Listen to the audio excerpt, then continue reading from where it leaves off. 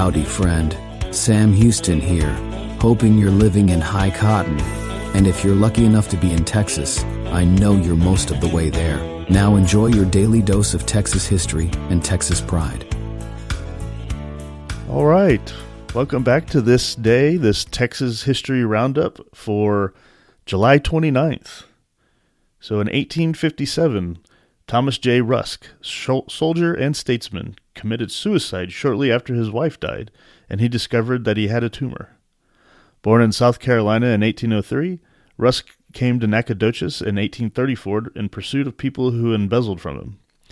He signed the Texas Declaration of Independence, fought in the Battle of San Jacinto, and was president of the Convention of 1845. Rusk and Sam Houston were elected to the U.S. Senate following annexation, with Rusk receiving the higher number of votes and having the longer term of office. Rusk proved to be one of Texas's best statesmen. In 1860, cattleman and philanthropist Lucas C. Bright was born in Caldwell County. At one time, he owned 125,000 acres in Presidio County, and by 1920, marketed 1,000 Hereford bulls annually. Bright served as president of both the Panhandle and Southwest Stockmen's Associations and the American National Livestock Association. He funded the Bible College building at TCU in 1914. Bright died in El Paso in 1941. In 1878, a total eclipse of the sun was observed in Fort Worth by a group from the Harvard College Observatory. From these observations, the height of the sun's chromosphere was deduced to be 524 miles. In 1908, former Texas Governor Samuel W.T. Lanham died in Weatherford, where he had arrived from South Carolina about 1865. He was elected governor in 1902 and 1904. Lanham was the last Confederate veteran to be governor.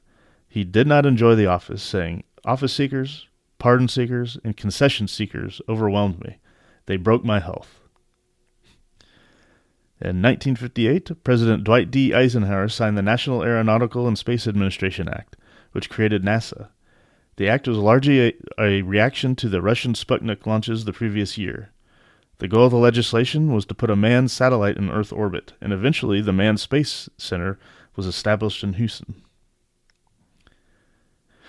In 1966, on this Saturday in 1966, the first Batman movie debuted at the Paramount Theater in Austin. Paramount Pictures agreed to the debut since Austin's Glastron Boat Company agreed to build at no cost the fancy boat used in the movie. The event drew press representatives from afar. There was a parade down Congress Avenue, a sold-out afternoon show for youth, and a sold-out evening show for adults. Present for both were Batman, or Adam West, Robin, Burt Ward, Catwoman, Lee Merriweather, Penguin, Burgess Meredith, and Joker, Cesar Romero. That's cool. And that, my friend, is the Texas History Roundup for July 29th. I hope you enjoyed that. Stick around. Obviously, each day we'll have another one. So hopefully you're learning something and maybe finding something worth researching a little more. But with that, I bid you adieu. Support your local feed store. Take care, and we'll see you on the next one. Well, there you have it. If you like our podcast, check us out at feedbandit.com. There you'll find awesome Texas First outdoors gear and apparel. Your purchase helps support the Bandits and keeps this podcast on the air, fighting for you and for Texas. Remember, preserve the tradition, protect the legacy. Until next time.